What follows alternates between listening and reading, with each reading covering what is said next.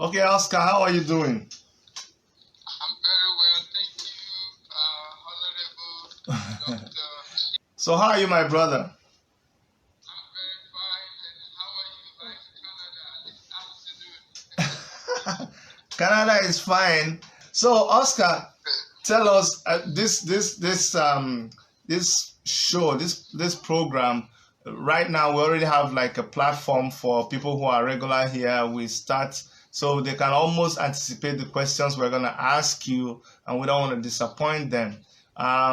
We're keeping it simple and regular because what we're doing is we want to keep on motivating people, we want to keep on bringing. The idea is that if you continue to hear the same thing from different people, then you can begin to believe it. Okay, if everybody that comes on the show has similar stories, or they kind of confirm what we have been saying. So we're not trying to reinvent the wheel, we're not trying to be complicated about it. So let me start from where we normally start. Tell us who Okay, Oscar is. Just in your own way, describe who Oscar is. okay. First of all, I want to say thank you, Dr. Chidi. I know you are a pastor and also a politician. I want to say thank you so much for having me on this platform. And right from when you got reached out to me to be on your show, I did a little one or two check, and then I was amazed at the caliber of people you brought on this platform. I was actually inspired by Kamal, is it Kamal in the US, and then Professor Kingsley Moghalu, and a couple of all the other guests you've hosted. So I feel grateful and honored. I don't take this for granted, and I just want to say thank you for inviting me and asking me to share my own story. All right? No problem. Okay. Now, having said that, who is Oscar? I go by the brand name Coach Oscar. And now, Coach Oscar is like every other regular or every other ordinary. I like using that word just to relate with almost everyone. I'm just like the average, the common people or the common person out there. I am a business coach and a life strategist. And I'm also a serial entrepreneur. I've got two businesses I run here in Cape Town. And then I'm also an author of a book. I've actually written three books. The first one was Who Am I? And the second one is Thriving in the Marketplace. And then the third one is Seven Steps to Success. That is an ebook. So that's in a nutshell who Coach Oscar is. Thank you. Thank you so much, Coach Oscar. Why did you end up in this coaching profession? Okay. Now it all started by when will I say it all started when I lost my job. So the point is this: I got fired from my job. I'm no longer ashamed to talk about this. Initially, some 6 years ago, I used to be shy to come open and then just talk about what really happened and how did I transition into where I am. So I got fired. I don't like saying I resigned or I left. I got fired from my job. And once the job was gone, I sat back and I asked myself, this was one thing I so cherished. It was a profession I so loved, and it kind of exposes me to a lot of people, high profile, the who is who, and yeah. Now one day, the job was gone. I was in the HR office, and then I was told that I'm fired. So I left. Now, when I got back home, before now, I've already written my second book. And I asked myself, there's no need to start crying. I got a best friend whom I share my experience with. I told him, look what just happened. I've been fired. He said, congratulations. Wow. Can I buy you a drink? Can we meet? Let's celebrate this. And I'm like, celebrate what? I just lost a job, my friend. He said, no, you won't understand. Now, this friend of mine is not in the paid job. He runs his own business. And he's been telling me, from what I see of you, you will make a good entrepreneur. Why don't you start something of your own? And most still, he keep telling me most of the time, you will never be rich or successful working for someone. Well, that might be a bit harder for some people to take, but that was how my journey started. So the job was gone. I had to sit back and ask myself, what exactly can I do? I was able to identify a few skill sets that I feel I've got, and then one of it was that I could write. Yes, I was still in my working space when I wrote my second book. I could actually present. When I released my book, most of the training, I was always asked to anchor training. So I felt I would be good at training. And then I knew I speak. Before then, I used to go to other groups of smaller startup companies to train, to teach on sales and marketing. So I just asked myself, if I could do this, and then there are people that are doing this on a higher scale that they get paid. The question is, how are they doing this that they get paid? Is it possible that if I dig deep into this business or these skills, that I could actually profit or maximize it to my fullest? And the answer was yes. So what did I do? I can tell you I never really cry or weep from the day I lost my job. I think that mindset from the support of my friends was right and it kind of kept me going. And then I signed up for some training programs. How can I write my book, get people to buy more of my books? How can I get hired or engaged as a speaker, as a trainer? I started just asking, and these were all the things I learned during the training. You see, that's the next thing I was gonna ask you, because it's interesting that we keep hearing this all the time. People come here and they all say, and it's hurtful. I had a lady come here and say, you know, I don't know why people are into nursing, and then everybody says you cannot be working for someone, you cannot be working for someone. It's a little bit confusing. I'm going to get to that because a lot of people are asking this question. Are you saying we cannot work for people? But how about you, when you open your own company, people are going to work for you. Are those people stupid? But I'm going to come back to that. When you decided that you were going to continue with your writing, you were going to be a coach, what are some of the things you did to kind of point you to where you were going? Okay, like I did say, thank you so much for that question. Like I did mention, this was a skill set that I said I had to identify. So what that invariably means is this, that there are skill sets that you've got, everyone has got. So if training, speaking, and coaching is my thing and I've got flair for this, I don't think everyone in the world will all just be as good as I am in this space. I can tell you there are many things I am not good at, but I know there are 1, 2, 3 that I think I compete with the best. So I focus on that area, and that was what I did. How do I refine what I have as my competence and as my skill set? And if I was to probably dive into the other question you said, there's absolutely nothing wrong with working for someone. Yes, I run a company today. I did an interview. I need to recruit more people to work for me in my company. Now, I'm not going to say it's not good for you to work for anyone. The point is this. Even in coaching, sometimes I tell people, before you say you want to launch out, before you say you want to start up your own business, I think it's good you go get experience. It's very, very important. We can't pretend about this. You can hide from it. You will need that experience. So I've been in the financial institution. I've worked for a global e-commerce company called TradeKey.com.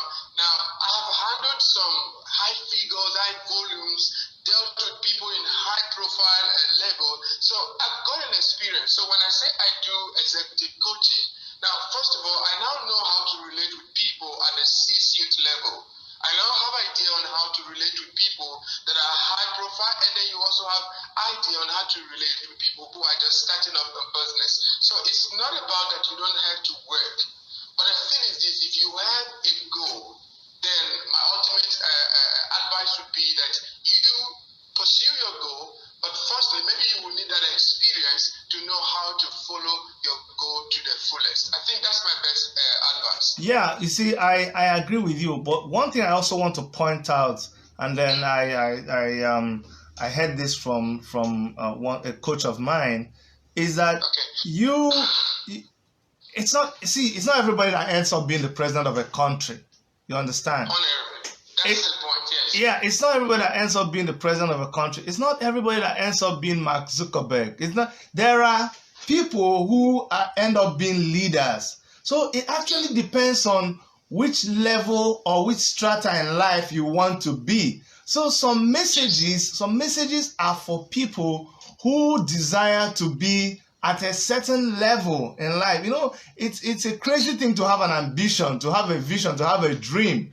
You know, it's crazy. So I think most times these messages are directed at people who want to break out of the pack, people who want to become different. If you now want to become different, then your message becomes relevant to people. Now, my question to you again is, in the process of doing this, which is really why we have this program, why we reach people through these interviews, were there obstacles in you following your dream?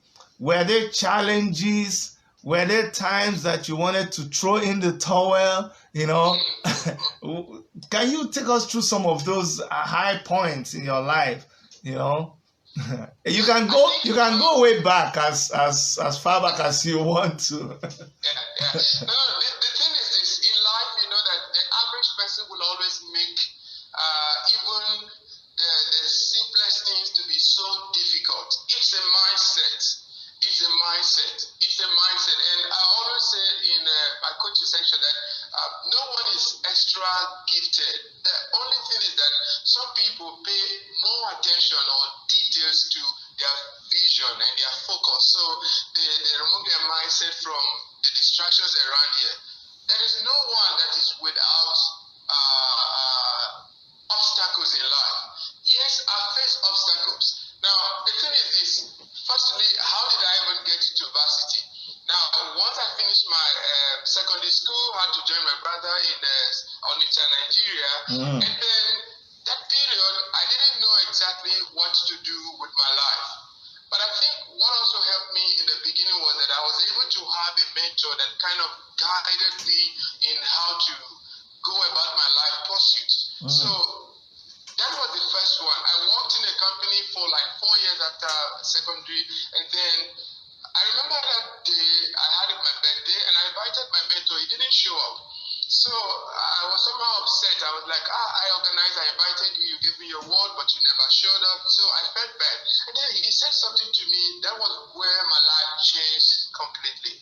He said, what are you celebrating at, I think I was 25 then.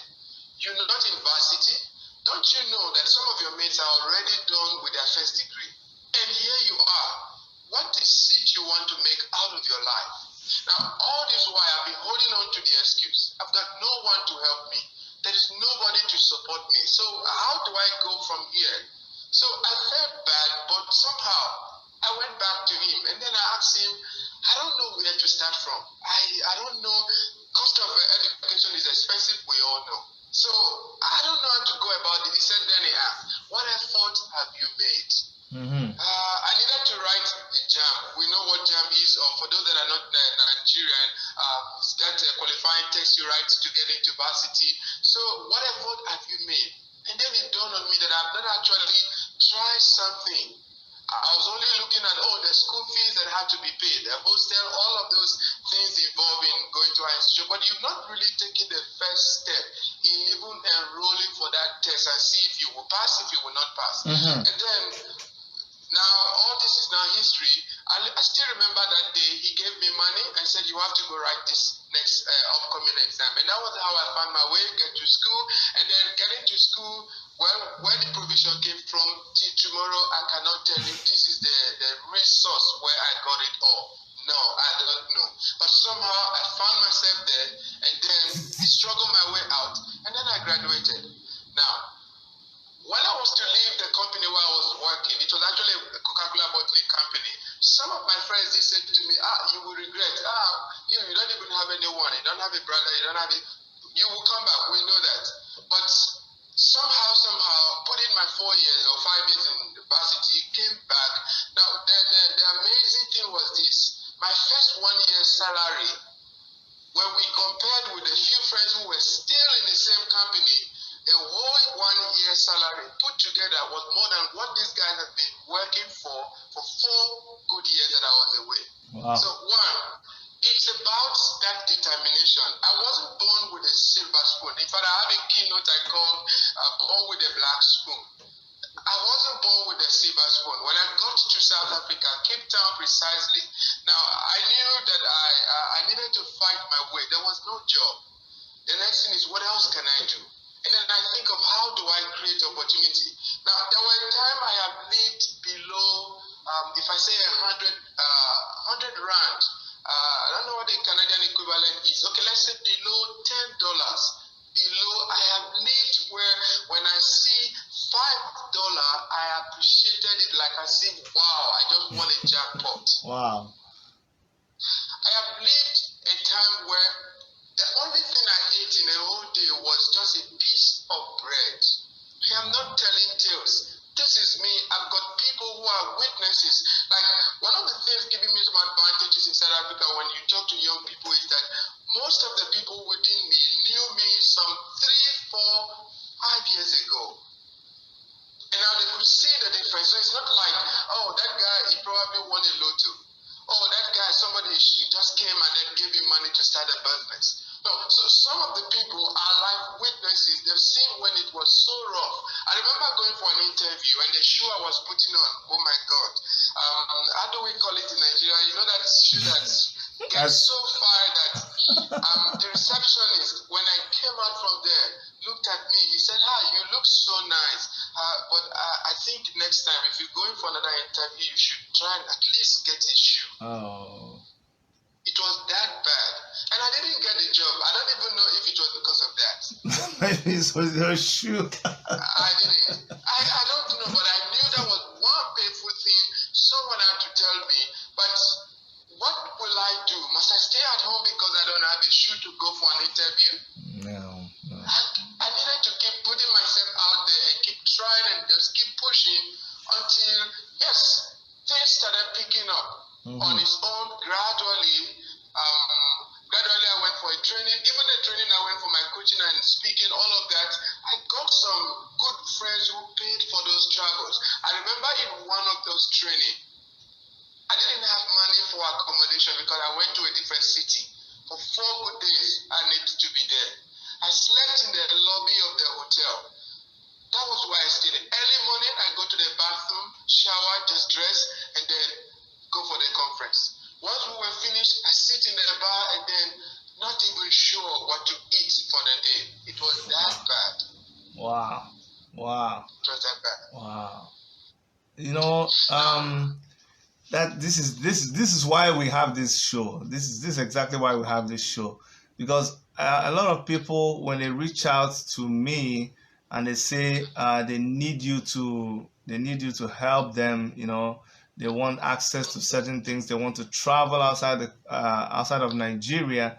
When you begin to ask them what things they have done, you will see that there's not, and I'm talking about a few people, not everybody, but the ones who they can't really show any evidence that they have made some effort. And when you're telling the person, why don't you try this? Why don't you do this? Why don't you be determined to do? They think, oh, you know what? I don't blame you because life is good for you because you have seen it. You know, you don't know how difficult it is. But when we look at people like you, you're a coach. You're a life coach. You're an entrepreneur. You know, when we hear that when you even went for your training, and this, I know how these trainings are. This is a training where everybody comes dressed up, everybody's talking nice, everybody's talking big. You know, there's this confidence is exuding from everybody. You know, everybody's high. The spirit is high. The level is high. You know, and I think everybody just belongs to that cloud. Exactly. But you knew what you wanted, and you continued, and you had to even sleep outside. That is, I don't even know how to go about it. Now, let us also talk about some high points in your life and your profession. Some things that you have done that you look back and you say, you know what, I'm so proud I did this. moments that, let's talk about those highlights, either in your coaching, either in your entrepreneurship life, and all of that. Let's talk about some of those. Okay. Now, you see, last year I did a tour in 7 countries in Africa, and then most of the time you get lots of people who call you. These days, I speak not to brag, but to say for every event I show up, I get paid to show up. My flight, my accommodation, all of that, those are not my issues. My host take care of that. And then people are asking me, but how do you do that? Now, you don't know when I used to go for free and do stuff begging. Please, can you just give me at least transport fare? No, sorry, we can only afford free stuff. Now, I went home last year, part of the tour that I went, and then I met my young nephew who is so desperate he wants to leave the country. But this is a young guy who I know has got so much passion for agriculture. That guy, while he was at the University of Emetuei, that guy has a farm. He has a poultry farm. He's got 4 other animals. And then while he was studying, now after his school is an ND, he still got another one. And then I keep asking him, why do you want to travel? Why are you so crazy? Uncle, you don't understand.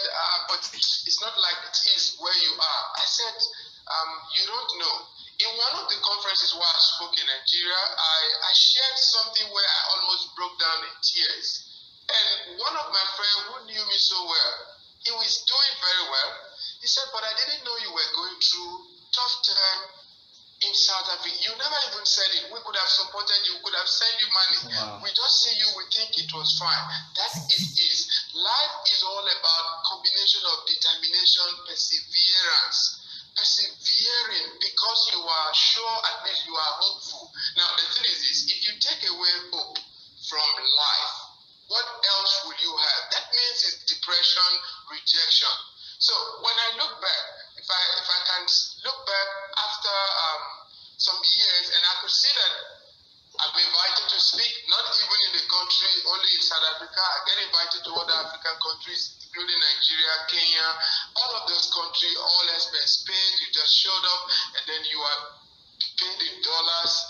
For me, that is a highlight that some 6 years ago, if you had asked me how would this be, I would tell you I don't know how. I would never have been sure how this would have happened. But I look back today. Now, my wife came into my company. I just told her, I said, okay, it's fine. We need to recruit some people to work with us in the company. Then she was like, wow, we're just super proud of you. Look at you. See how far you've come. Now, these people knew when I came. Yeah. These people, they knew when I wore that pair of shoe that was, oh my God. I forgot the name we used to call it back home then. That shoe that there's one they say, I swear to God. No, I didn't have another. I wore this thing. Okay, I look at wardrobe. The thing is this, I don't need to brag about what seems to have come and then you want to just say everything. You can't say everything. But if I say something, it might look as if you're bragging. No, it's not bragging. But these are things when I look back, I know I'm not where I want to be, but I know I have so much to be grateful and to be thankful for. And looking back at these things, I never want to give up. I keep pushing, I keep going. So this is my story. This is how I've been going. I know you're a Christian. I know you're a devoted Christian. So I know a lot of people who are watching also tuned in because of they know who you are. Do you think there's a God factor in this whole thing? I think. Can I share a story with you? Go ahead. Who came into the office? Go ahead. I think last week, and then we were saying something. Usually, maybe the culture here is the kind that you don't just say you're a Christian because everybody's free to be anything they want to be, serve anything you want to serve. So sometimes you don't put that up front. Yeah. So someone showed up and then we were chatting, and then he said to me, the world is deep and the world is wicked. He said to me, in business or whatever you are doing, it's either you stick to doing the good thing, maybe follow God, or put head in the bad thing do what we call sangoma, native doctor, get muti, whatever, to back yourself up. Because the world is not just ordinary the way you look at it. For me, I can never be what I am without God. That is the one word that I can't say how far. I am who I am by the grace of God. Now, the first time I got invited and then got paid to come talk. Now, there was this big company, Trade Key. I was their representative in the whole of Southern Africa. Now, I couldn't say those were by my own doing. I did not know anyone in those companies. They just reached out, did a Zoom Skype interview, and this was how it was all going. But I knew it was God directing my steps. So there is a God factor in anything you want to become. I pray every morning, evening. I pray even in the course of my work. Sometimes even before I climb the stage to speak in conferences, I pray. Even though I won't say let's pray, no. I pray deep in my heart and I ask God to help me, even before this show, because I know there is at least one person watching. Most of the time while speaking, my goal, and I think that should be your goal also, is not to change the whole world. We can't do that.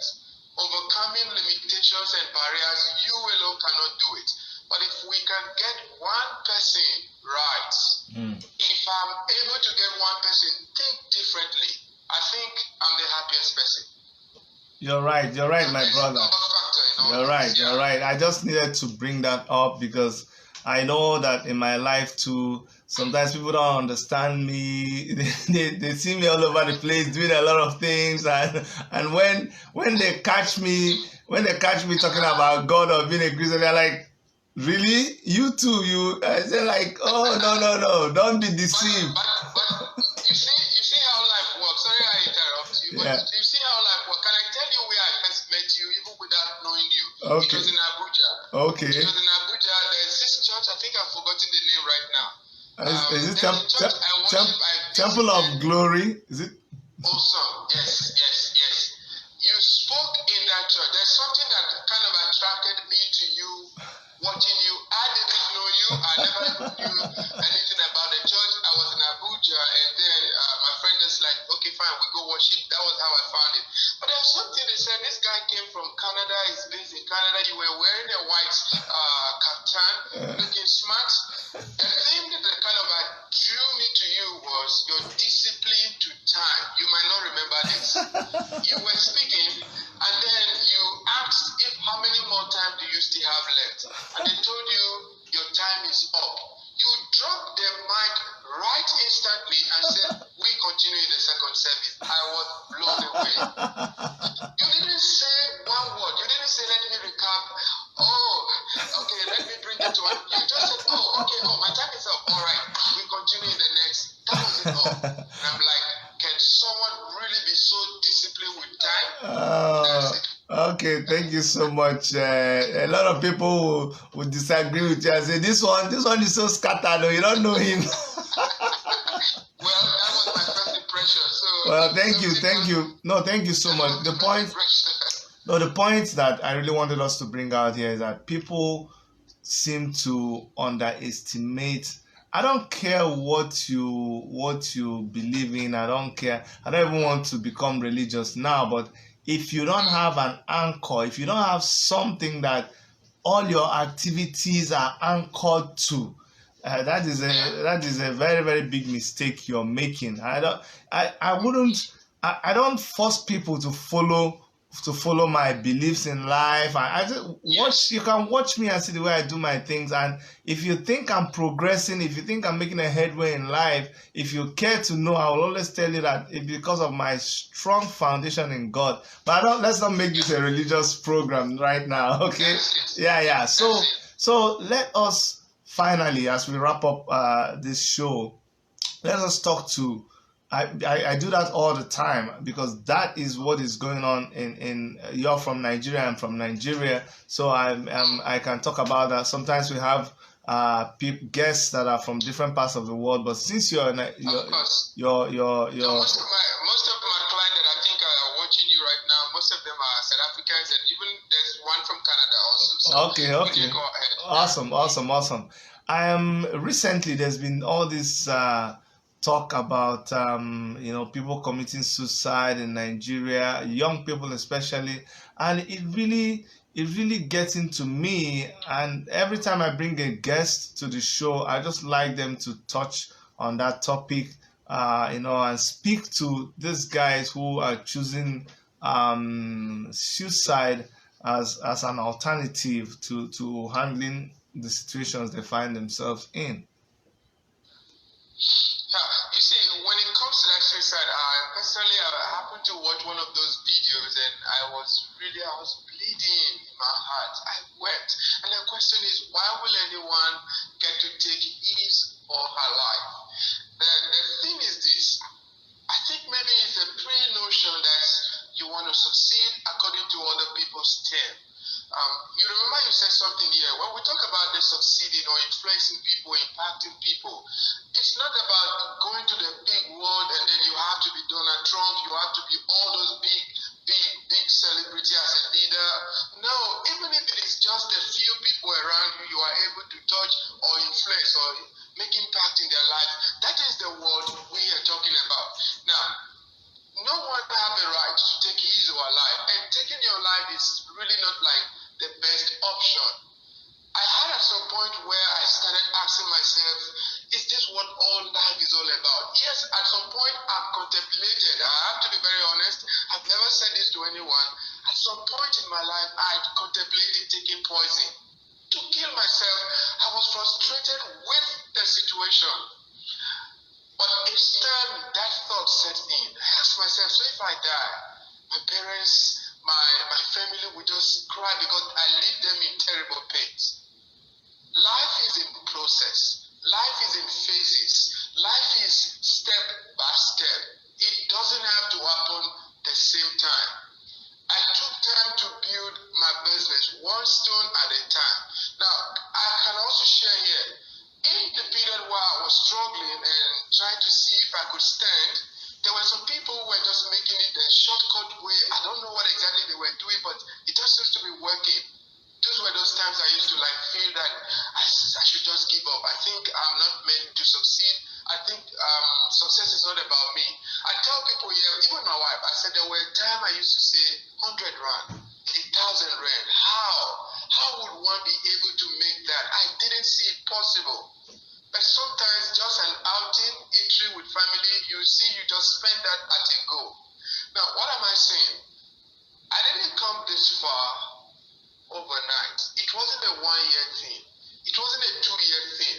Losing your job, your high-paying job, and then getting to another job, you get fired again. Get to another job, you get fired. It didn't come so easy. Now, when we share stories like this, it looks so simple, it looks so easy. And then when you said, okay, let me start business, getting clients weren't even easy, my brother. It wasn't easy. Getting client. I knew at some point I was told, you black Nigerian, you don't stand. I still remember that white lady who told me, you don't stand a chance in the speaking, more especially Cape Town. This is predominantly white. You don't stand a chance. Maybe you should move to another city where you have more blacks.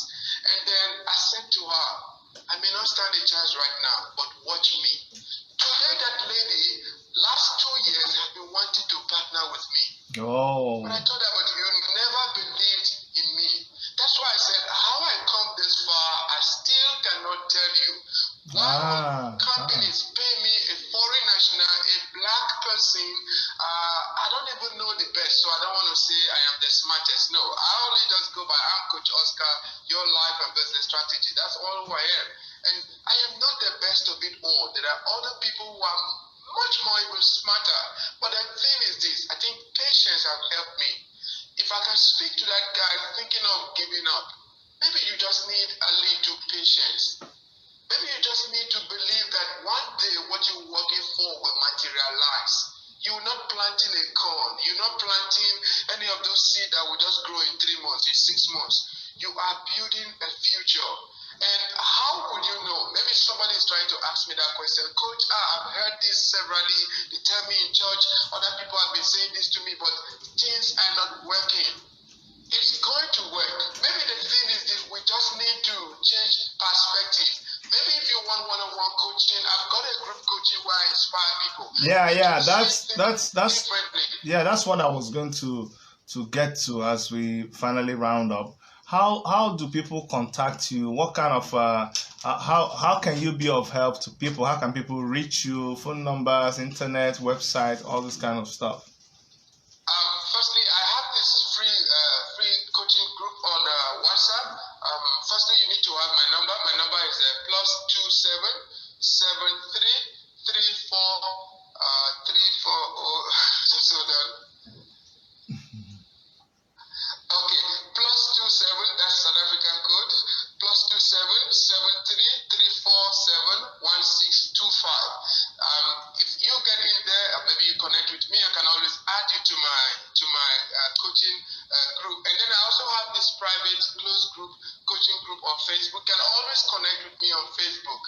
OscarEmetuei.com on Facebook. That's my Facebook page. So any of the social media, or you just type on Google, I am Coach Oscar, you will stumble into my profile. If there is anything I could do to encourage you, one thing I do say is I may not have money to give. Even if I give you money, it's too short term to solve your problem. I would rather help you and see how we can make it. If you want, like this afternoon, I got a young lady from Nigeria who wants to start a new business. The uncle referred her to me. I told her, you know what, because of your uncle, you're not going to pay any. Looking at your age bracket, I'm willing to walk you through the process. But all I need from you is an undivided attention. So if you are watching and you want to sign up for my coaching program, I am this no bullshit guy. I don't take excuses. The success you want, there is nothing like, I didn't have money for data, I couldn't. No, there will always be a plan. Like, here we are right now. Our first plan didn't work. And then we have to work out a plan B. That is how life is. And I'm sure if this option didn't work, Dr. Chidi also have a plan C. Oh yeah, I have C and D. Life, my understanding about life is not like a straightforward. Don't allow social media people to deceive you with suits.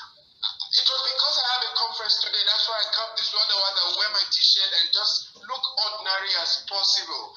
Do not look at people on social media, on TV, and as a result, you start comparing your life and yourself with them. Comparison is the beginning of depression. That's when you set into that depressing act. That's when you start saying, oh, but this person is driving a car, I don't have a car. This person is living in a 3-bedroom house, I don't have. This one is built a mansion, I don't have. Those are comparison that's just not going to lead you. We all have our own time. Some of the people that made it some 3-4 years ago, Dr. Chidi, I still meet them today, are struggling to eat. The ones that made a shortcut. So Yeah. life is in stages. Your time will come. But how will you know when it will come? It's only when you stay. The second thing I also need to talk about quickly is about relationship. Please, I am an apostle of relationship. I build relationship. I keep relationship. I try every month or every week to get to know new people. The reason is this. This far I have come in life is because of the people I have known, maybe to the extent I've known them. How far I'm going to go, I need some new mindset, new people, new association to change that. Dr. Chidi, you know how we connected at least, decided I knew you far back. You knew how you reached out to me through JT Fox, our common coach. Now, from JT Fox, we connected. Here we are, we're doing business together. Now, can you imagine, can we predict how far you will go? That's and right. how far I will go. That's the right. relationship That's right. we go. So That's right. the thing is this, you can't keep sitting with the same friends, the same average, the same people. And you see that they're not offering you anything positive. They're not helping you. They're not suggesting. They're not telling you there is a new job there or there's a new business you can try. So you are all at the same level. You won't go above that height. That's right. So what is it now? I'm offering you a new opportunity. Be my friend. This is the best I can do for you. Be my friend. I could connect you to a few persons that probably when we see your vision, I could say, I think this guy might be able to coach you or mentor you. That's a new currency you just had. That's a new relationship. And you might never know. I have a friend who just resigned from the banking job in Nigeria. Nigeria. And before now, I connected him to one of the persons, and I told him I don't have money to give to you, but if it comes to contact, I will always connect anyone that I know that have similar to what you want to achieve. Yeah. I will gladly introduce you. That is another way to succeed. So I've talked about two things. One, you're willing to sign up on my coaching program on my WhatsApp. My number again is +27 733471625. You're very much welcome to sign up on that platform, join my WhatsApp group, or connect with me on any of the social media, Facebook, LinkedIn, Twitter, all of that. And then tell me if you need some coaching, some follow-up. I would gladly help. But suicide, taking your life, giving up in life is not the option. It's not going to take you any far. Thank you so much.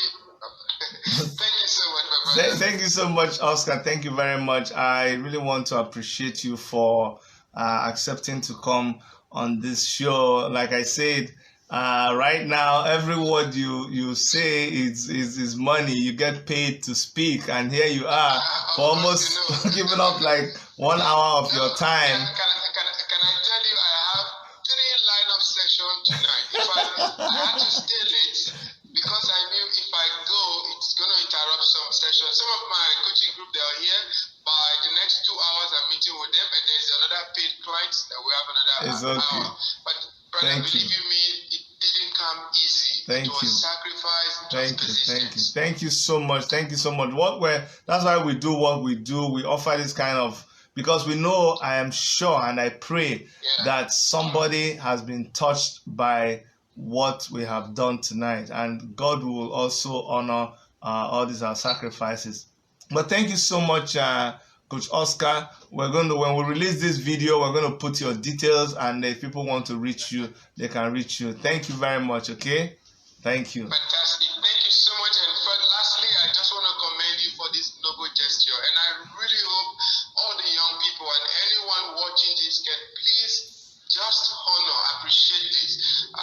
What Dr. Chidi is doing is, I feel, is his own way of giving back. I know you're also busy, but look at you. You make a time. I follow you every day or every 2 or in a week. Every day, anytime I have time. So I'm speaking to you that is a viewer, you that is watching.